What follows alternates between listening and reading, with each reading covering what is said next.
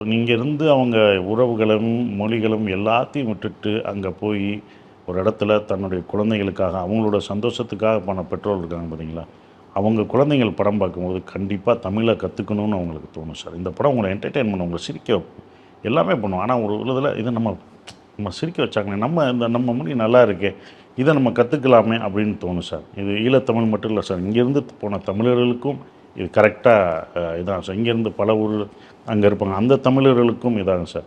இது வந்து நாங்க என்ன பண்ணியிருக்கோம்னா, இந்த தமிழ் வந்து முழுக்க முழுக்க அந்த அங்க ஸ்ரீலங்கன் தமிழா பேசினா, இங்கே உள்ளவங்களுக்கு புரியாதுன்றதுக்காக, நாங்க வந்து முக்கியமான வார்த்தைகள வச்சுட்டு, இங்கே உள்ளவங்களுக்கும் புரியணும், ஸ்ரீலங்கன் தமிழா இருக்கணும் அப்படின்னு சொல்லி அத பண்ணி, அந்த இத அந்த பேஸில தான் நாங்க பண்ணியிருக்கோம். ஸோ 2 கலந்திருக்கும். இங்கே இருக்கவங்களும் புரிஞ்சுக்கலாம்.